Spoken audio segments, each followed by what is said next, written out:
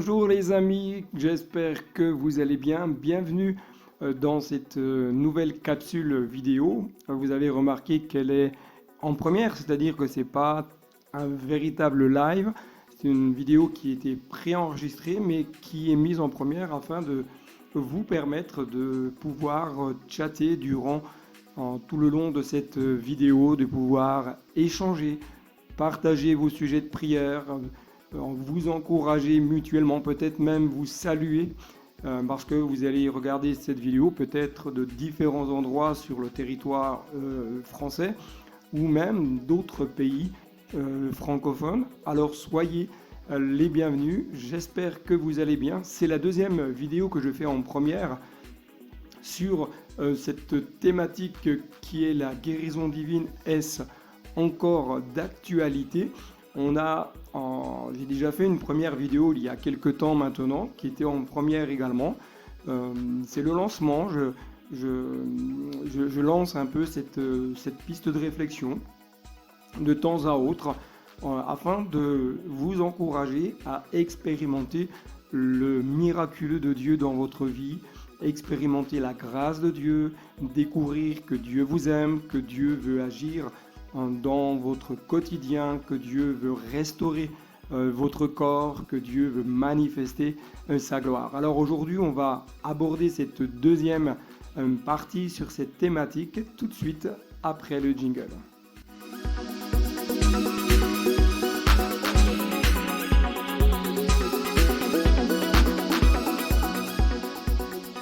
Alors, est-ce que la guérison divine, est-ce que c'est un sujet qui peut être encore abordé aujourd'hui? Est-ce que c'est un sujet qui est d'actualité? Est-ce que le cœur de Dieu veut encore aujourd'hui se manifester dans les vies de ceux qui crient à lui aujourd'hui? Lors de la première vidéo, en tout cas j'ai partagé avec vous ce texte de l'évangile de Marc chapitre 16 versets 17 et 18. Il est dit: voici les miracles qui accompagneront, c'est Jésus qui parle, il s'adresse à ses disciples et il dit: voici les miracles qui accompagneront ceux qui auront cru. En mon nom, ils chasseront les démons, ils parleront de nouvelles langues, ils saisiront des serpents et s'ils boivent un breuvage mortel, il ne leur fera point de mal, ils imposeront les mains aux malades et les malades seront guéris. Ici, Jésus s'adresse directement à ses disciples en leur disant: voilà, voici les miracles qui accompagneront qui? Ceux qui auront cru. Jésus s'adresse à ses disciples en leur parlant de ceux qui allaient croire dans le futur, ceux qui allaient se tourner vers Jésus, recevoir Jésus comme Seigneur et Maître, comme Sauveur personnel. Tout cela allait devenir de Falco des disciples de Jésus, des hommes et des femmes que Dieu allait quelque part envoyé pour continuer son ministère. Jésus va dire: voici les miracles qui accompagneront ceux qui auront cru. C'est une première base, une première piste de réflexion. La foi ne peut pas être dissociée. La foi nous amène, elle nous permet d'entrer dans le naturel de Dieu. Elle nous permet d'aller saisir les réalités divines, ce que Dieu a déjà fait, ce que Dieu a déjà créé, ce que Dieu a déjà préparé de toute éternité. La foi, elle nous permet, telle une main spirituelle, d'aller saisir dans le ciel afin de ramener dans notre naturel, quelque part sur terre, les réalités divines, nous permettant de voir la gloire de Dieu. Ensuite, Jésus dit: en mon nom. Ce n'est pas dans le nom d'une idéologie, d'une philosophie, d'une tradition, même d'une union d'église ou autre, c'est en son nom. C'est le nom de Jésus qui fera toute la différence. En son nom, les malades seront guéris. En son nom, les captifs seront renvoyés libres. Les prisonniers seront libérés, ceux qui sont dans des prisons spirituelles. En son nom, ceux qui sont enfermés dans des difficultés intérieures, des souffrances de l'âme, vont connaître en Jésus la libération. Nous sommes appelés en son nom à chasser les démons. Je l'avais dit lors de ma précédente vidéo sur la même thématique, qu'il ne s'agit pas ici de faire une chasse aux sorcières. Il ne s'agit pas ici d'aller dans la rue et de courir après tout le monde à chasser des démons de gauche, de droite. Non, Jésus dit, allez chasser les démons, de tous ceux qui vont s'approcher de Jésus, de tous ceux qui veulent que Jésus fasse quelque chose dans leur vie, tous ceux qui aspirent à vivre une vie de délivrance, aspirent à vivre une vie de restauration, aspirent à vivre une vie paisible, déjà ici-bas, régler les choses dans leur vie. Toutes ces personnes-là qui se tournent vers Jésus, qui passent quelque part par ce processus de délivrance, ce processus de restauration intérieure, vont pouvoir connaître des moments de libération. Je fais une parenthèse, attention, tous nos problèmes ne sont pas liés à des esprits méchants. Toutes nos difficultés, toutes les maladies, toutes les souffrances de l'âme ne sont pas liées à des esprits méchants. Et parfois c'est le cas. Et quand c'est le cas, Jésus nous a mandatés pour aller et chasser les esprits méchants afin de renvoyer libres ceux qui sont dans l'oppression, ceux qui sont dans la souffrance intérieure.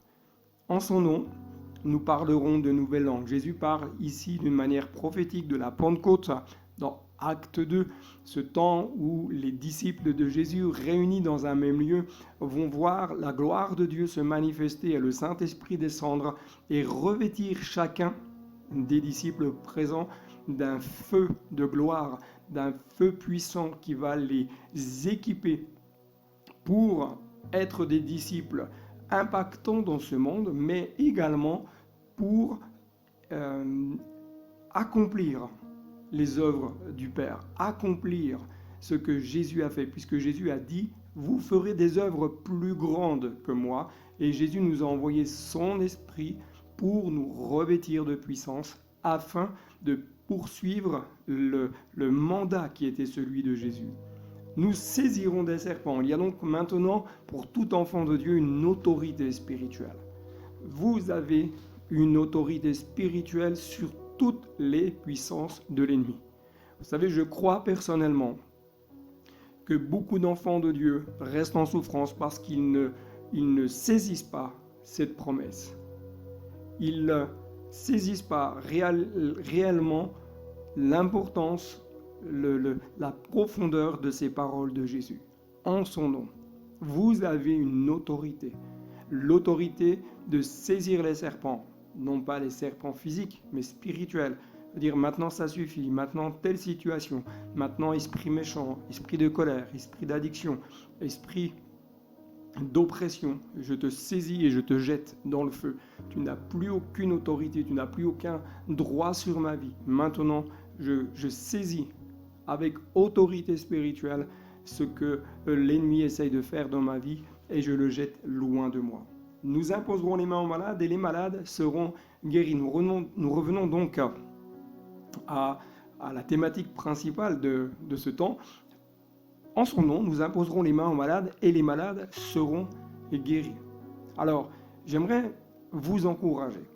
Alors, je ne sais pas si vous le faites déjà dans votre vie personnelle, dans votre vie peut-être professionnelle ou peut-être dans votre vie familiale. Est-ce que vous priez pour ceux et celles qui sont dans le besoin? Est-ce que vous osez imposer les mains, peut-être à votre enfant, votre conjoint, votre oncle, votre tante, si il ou elle, d'accord, bien sûr. Est-ce que vous imposez les mains? C'est un mandat que Jésus vous a donné. Vous êtes disciple de Jésus. Et en tant que disciple de Jésus, vous avez donc cette autorité déléguée par Jésus pour prier pour une personne. Imposez les mains et le malade sera guéri. Ce n'est pas vous qui guérissez, c'est Jésus à travers vous. Vous êtes quelque part le point de connexion entre vous et le ciel. Imposez les mains. Quand on pose les mains sur une personne, c'est un point de contact entre le ciel et la personne. Vous êtes, entre guillemets, comme un fil conducteur qui va relier un générateur et une ampoule à faire briller, par exemple. Vous êtes simplement le moyen de Dieu par lequel l'Esprit veut transmettre, véhiculer toute la puissance afin de toucher le cœur de la personne, en son nom.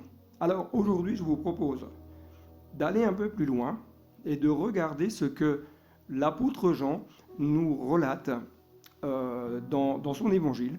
nous relate les paroles que Jésus a prononcées. Évangile de Jean, chapitre 20, versets 21 et 22.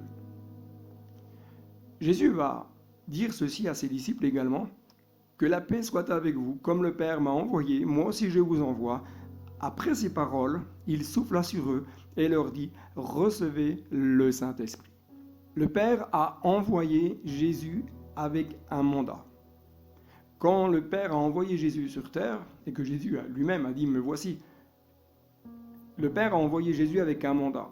Le mandat, c'était de celui d'annoncer la bonne nouvelle, celui de guérir les malades et celui de chasser des démons.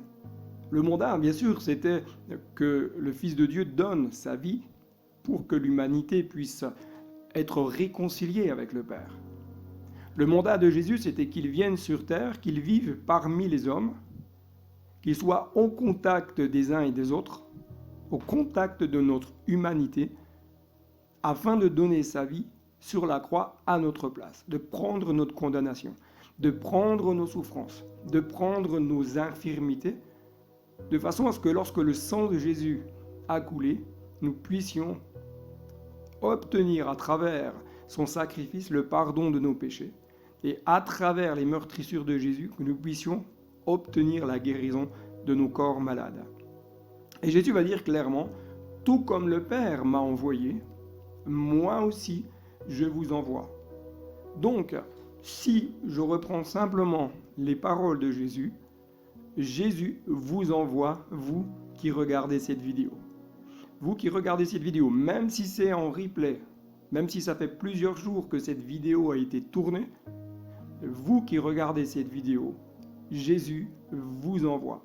Il ne vous envoie pas parce que vous êtes ultra qualifié, parce que vous avez tous les diplômes théologiques, spirituels nécessaires pour être un disciple.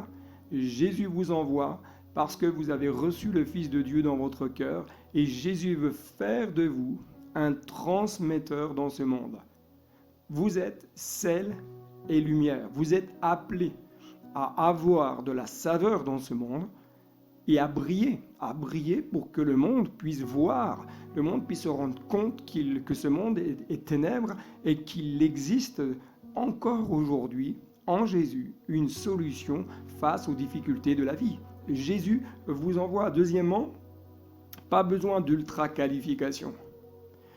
Je suis quelqu'un qui, depuis plusieurs années, en quelque sorte, je me lève et je dénonce parfois certaines choses qui ont tendance un peu à m'agacer, dans le sens où je souffre dans mon cœur de voir autant de croyants prisonniers dans leur vie personnelle, prisonniers de la religion, prisonniers de la tradition, prisonniers de lois, de légalisme, de fausses conceptions, de théologie erronée, de mensonges. C'est des choses qui me font souffrir dans mon âme. Et ma prière, c'est que les cœurs soient libérés. Parce que la Bible me dit que c'est la vérité qui nous rend libres. Cela nous amène à comprendre et à réaliser que tant que nous croyons en des mensonges, nous sommes donc prisonniers, prisonnières. La Bible me dit que là où est l'esprit, là est la liberté. C'est un des versets qui, malheureusement, a été très mal compris et très mal interprété. Beaucoup ont dit, oui, mais beaucoup citent ce verset pour être dans la désobéissance, ceci, cela. Je ne vais pas rentrer dans le détail, mais ce que je comprends de ce texte, c'est que là où est l'Esprit de Dieu, là où l'Esprit de Dieu agit, là où on le laisse prendre sa place, là où on le laisse faire son œuvre, il y a la liberté sur le péché, la liberté sur les addictions, la liberté sur la souffrance, la liberté sur l'oppression, la liberté sur les œuvres de l'ennemi. Là où est l'Esprit. Est-ce que c'est pas cela, vivre véritablement l'Évangile? Est-ce que c'est pas cela, encourager des hommes et des femmes à dire, mais approche-toi de Jésus. Jésus t'aime tellement. Laisse son esprit se manifester dans ta vie. Il veut apporter un moment de ressourcement dans ta vie. Et alors, si les disciples avaient besoin du Saint-Esprit, avaient besoin de cette onction de Dieu, est-ce que nous, aujourd'hui, nous pouvons faire sans? Si Jésus a soufflé sur les disciples, littéralement, il a envoyé sur les disciples le souffle de vie. Si les disciples avaient besoin de ce souffle sur eux, est-ce que nous, aujourd'hui, nous pouvons faire ça? Est-ce qu'aujourd'hui, je peux servir Dieu, je peux aller prier pour des hommes et des femmes sans cette effusion du Saint-Esprit, sans cette dimension du ciel dans notre cœur et dans notre vie? Si les disciples avaient besoin de puissance pour exercer leur mandat, est-ce que nous, aujourd'hui, nous n'avons pas besoin de cette puissance également? Est-ce qu'on n'a pas besoin de cette sensibilité du Saint-Esprit dans nos cœurs pour pouvoir aider ceux qui nous entourent? Souvenez-vous, le Saint-Esprit veut collaborer avec vous. Le Saint-Esprit veut agir avec vous et à travers vous. Il veut collaborer avec vous dans l'annonce de l'Évangile. Il veut vous inspirer, vous donner les mots justes, les mots à propos, adaptés, qui vont toucher les cœurs. Vous êtes, rappelez-vous, le fil conducteur que Dieu veut utiliser. Votre responsabilité, ma responsabilité, c'est d'être disponible, sensible, à l'écoute. À travers nous, Dieu veut guérir les malades, chasser des esprits méchants, libérer des captifs. Sans Jésus, nous ne pouvons rien faire. C'est les paroles de Jésus même. Sans Jésus, nous ne pouvons rien faire. Et je vous dirais même que sans le Saint-Esprit, nous ne pouvons rien faire. Nous allons chercher autrement à apporter des solutions humaines, des solutions psychologiques, des solutions intellectuelles. Elles sont peut-être pas mauvaises, mais ce qui fait la différence, c'est lorsque la vie du ciel se manifeste sur terre. Ce qui fait la différence, c'est lorsque le ciel s'ouvre et que la gloire de Dieu descend et se manifeste. Ne tombez pas. C'est une piste de réflexion sur laquelle j'aimerais vous emmener. Ne tombez pas dans la résignation. Vous savez, beaucoup de personnes ont vécu des temps d'épreuve dans leur vie, des temps de difficultés, des temps de souffrance, des temps d'oppression. Seulement, beaucoup de croyants, ayant connu des moments d'épreuve, des moments de difficultés, en sont venus à abdiquer face à la souffrance. Et cela pour plusieurs raisons. Je sais qu'il n'est pas facile de se battre contre quelque chose qui nous oppresse. Je sais qu'il n'est pas facile de se battre contre des raisonnements qui nous assaillent jour après jour. On a l'impression que parfois ça va et d'un seul coup, du jour au lendemain, c'est la catastrophe. Je sais que ce n'est pas facile, mais j'aimerais te dire, toi qui regardes cette vidéo, que tu es plus que vainqueur par celui qui te fortifie. Avec Dieu, tu feras des exploits. La résignation, elle est souvent encouragée par ceux qui n'enseignent pas la guérison, la délivrance ou la restauration. Moins nous prêchons sur la guérison, moins nous prêchons sur la délivrance, moins nous prêchons sur la restauration, moins nous voyons d'enfants de Dieu vivre libres. Les croyants continuent d'avancer dans leur vie, dans leur cheminement de foi, mais toujours avec les mêmes problématiques. Vous les retrouvez 10 ans, 15 ans, 20 ans plus tard, toujours au même point, avec les mêmes raisonnements, avec les mêmes difficultés, avec le même langage. Et rien n'a changé. Pourquoi? Parce qu'on ne les encourage pas à s'approcher de celui qui guérit. On ne les encourage pas à s'approcher de celui qui délivre. On ne prêche plus sur la guérison, on ne prêche plus sur la délivrance parce qu'on dit que c'est un peu farfelu, alors que les évangiles sont remplis de témoignages de guérison, de délivrance et d'action de la part du Saint-Esprit. La résignation est souvent encouragée par ceux qui ne prient plus pour ceux qui ont besoin. Vous savez, aujourd'hui, dans nos réunions d'église, alors je ne sais pas comment ça se passe chez vous, mais dans nos réunions d'église, d'une manière générale, il y a très peu de fois où les personnes font des temps d'appel, où les ministères font des temps d'appel pour prier pour les personnes. Je reste personnellement convaincu que moins on prie pour les gens, moins il se passe de choses. Comprenez bien, je suis convaincu que Dieu peut intervenir, agir, guérir, relever, sans qu'on impose les mains à quelqu'un. Ça, Dieu il fait ce qu'il veut, comme il veut et quand il veut. Seulement, moins on prie pour les gens, moins on permet aux personnes de toucher le ciel, moins on permet aux personnes de goûter combien Dieu les aime, moins on permet aux personnes qu'on puisse leur transmettre un élan de foi, qu'on puisse les encourager et qu'ils puissent goûter combien Dieu est bon. C'est pourquoi lorsque je prends des temps, des réunions d'église, je favorise des temps d'appel. On puisse prier pour les personnes, pour des malades, pour des délivrances, pour des temps simplement très personnels où les frères, les sœurs de l'église ont besoin d'être restaurés dans leur vie personnelle. Moins nous prêchons la guérison, moins nous prêchons le miracle, moins nous prêchons la délivrance, moins nous voyons. C'est une évidence. Plus vous parlerez de guérison, de ce que Dieu fait, de la manière dont Dieu le fait, la délivrance, etc., plus vous verrez de choses. Bien entendu, il y a un équilibre dans ce qui doit être partagé dans l'Église. Mais ne mettez jamais de côté le miraculeux de Dieu. Ne mettez jamais de côté ce que Dieu peut faire. Il y a des choses qui créent des blocages, en tout cas qui amènent de la résignation. C'est tous ceux qui enseignent que Dieu n'agit plus aujourd'hui comme il agissait avant. Certains ministères pensent que le temps des miracles est fini avec la mort des apôtres. Ce n'est pas ce que Jésus m'enseigne. Jésus, on l'a vu dans le texte, dit « Allez, imposez les mains aux malades et guérissez, délivrez ». Le mandat, Jésus ne l'a pas dit ça va durer jusqu'à la fin de telle année ou à la fin de la mort du dernier apôtre. C'est un mandat qu'il envoie à tous ceux qui auront cru en son nom, quelle que soit votre dénomination. Si vous saisissez avec foi qu'en son nom, au nom de Jésus, la personne pour qui vous allez prier va être guérie, la gloire de Dieu veut se manifester. La vérité qui demeure, c'est que la maladie détruit et tue beaucoup plus de vies qu'on ne le pense. Jésus a souffert à notre place. Jésus a donné sa vie.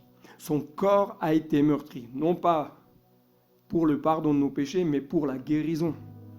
Le corps de Jésus a été meurtri pour nos souffrances, pour ce qui nous pèse. Jésus a donné sa vie. Le sang a coulé pour le pardon des péchés, mais le corps de Jésus a été meurtri pour notre guérison. La réponse de Dieu vient non en réponse à nos souffrances. Ce n'est pas parce qu'on souffre que Dieu va répondre.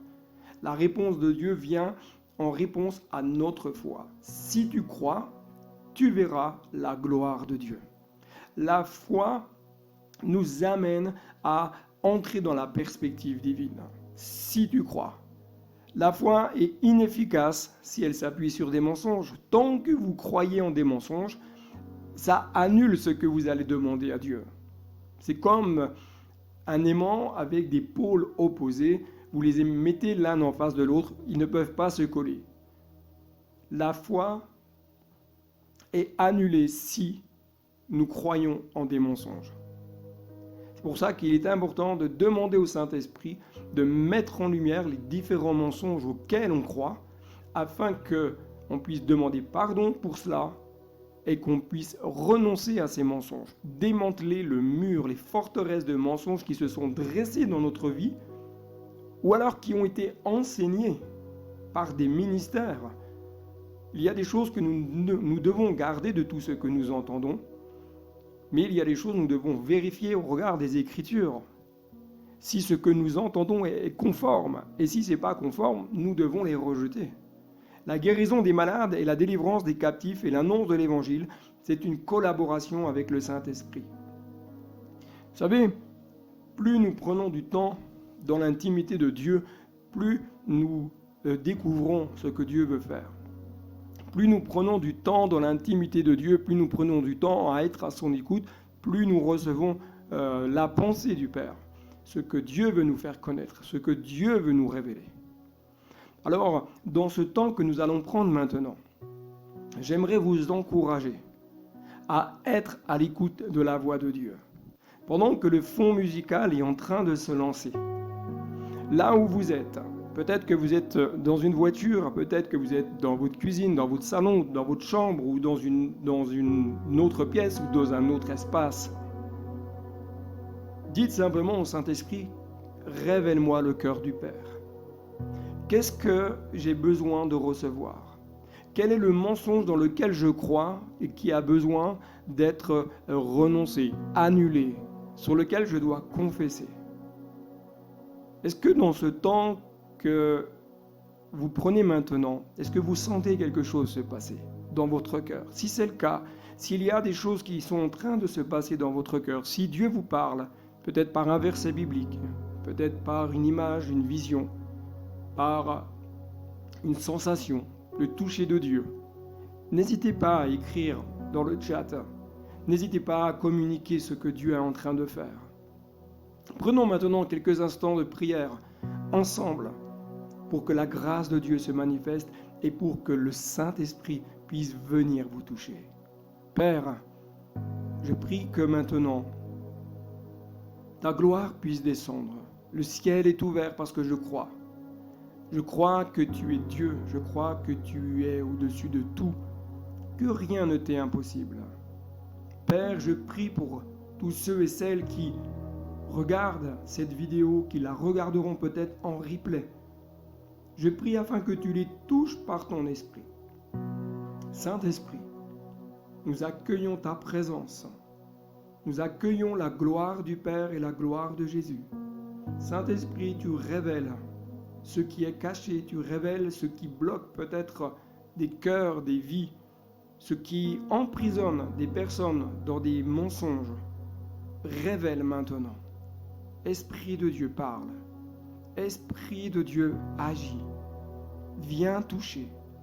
Celui, celle qui crie à toi, celui, celle qui a besoin, qui a soif de vivre un changement profond et véritable dans sa vie. Saint-Esprit, agis maintenant.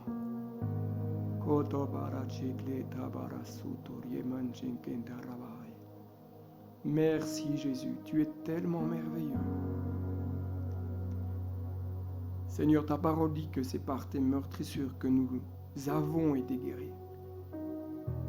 Toutes nos souffrances, toutes nos maladies ont été portées à la croix. Tu as triomphé. Je prie pour tous ceux qui sont touchés dans leur santé. Seigneur, restaure au nom de Jésus. J'appelle sur la vie de ces bien-aimés une restauration au niveau de la santé. Au niveau des organes, tu renouvelles. Seigneur, tu régénères ce qui a besoin d'être régénéré. Que les douleurs maintenant s'estompent dans le nom de Jésus. Vous qui regardez, prenez le temps maintenant de dire Seigneur, touche-moi. Comme cette femme qui est venue toucher le bord du vêtement de Jésus. Venez toucher le bord du vêtement de Jésus. Si vous avez un problème de santé, touchez le bord du vêtement de Jésus. Par la foi, saisissez. Il y a une puissance qui veut se libérer. Il y a une puissance qui veut venir vous atteindre là où vous êtes. Parce que le Saint-Esprit n'est pas limité ni dans le temps ni dans le lieu. Même si cette vidéo a été enregistrée avant, le Saint-Esprit agit maintenant. Il vous touche. Et je sens dans mon esprit qu'il y a quelque chose qui est en train de se passer dans votre vie. Il y a quelque chose qui est en train de se passer dans votre cœur. Laissez-vous toucher par la gloire de Dieu. Laissez-vous toucher par l'amour de Jésus. Saint-Esprit agit maintenant. Touche. Il y a un transfert de puissance, onction de guérison. Touche chacun et chacune. Dans le nom puissant de Jésus, que toute la gloire te revienne. Alléluia, Jésus, manifeste-toi. Manifeste-toi. Manifeste-toi. Chers amis, on arrive au terme de cette vidéo. Très content d'avoir vraiment pu prendre ce temps avec vous. Très content de vous avoir partagé ce que Dieu avait déposé sur mon cœur. Je vais préparer maintenant une prochaine vidéo qui sortira dans les prochaines semaines. Il va y avoir un temps de vacances. Donc il n'y aura pas forcément de vidéos qui seront mises en ligne durant ce temps-là. Mais c'est des temps aussi que j'ai besoin et qu'on a tous besoin de prendre pour se restaurer, se ressourcer, en vue de mieux reprendre dès la rentrée. Si vous avez un témoignage, allez dans la description de ma vidéo. Vous aurez un endroit où vous pourrez cliquer sur un lien ou faire un copier-coller du lien pour partager votre témoignage. Si vous avez une question, de la même manière, allez dans la description de la vidéo. Il y a un lien qui peut vous permettre d'envoyer vos questions de manière anonyme. Comme ça, vous pouvez être libre de poser vos questions et c'est des questions que je récupère et avec le temps, si le temps me le permet bien entendu, matériel, de pouvoir faire des réponses en vidéo pour chacune des questions qui seront abordées, mais ces vidéos paraîtront dans une autre rubrique. Si vous souhaitez qu'un jour je puisse faire un live, là on serait vraiment en direct. Vous pourriez poser vos questions en direct, on pourrait y avoir des temps d'interaction. Merci de me laisser un commentaire, de dire si vous êtes OK, si ça vous intéresse ou pas. Dites-moi de quel endroit vous êtes, si vous êtes en France, si vous êtes dans un pays francophone. Parce qu'il y a les fuseaux horaires qu'il faut aussi prendre en considération. En tout cas, je prie que Dieu vous bénisse, que le Saint-Esprit vienne vous toucher, vienne vous équiper et puisse vous donner le courage d'aller et de prier pour ceux qui sont autour de vous et de vous-même, d'expérimenter le divin, d'expérimenter le ciel ouvert sur votre vie. Je vous dis donc à très bientôt pour une prochaine vidéo. Que Dieu vous bénisse. Et n'oubliez pas, le meilleur est devant. Bye bye.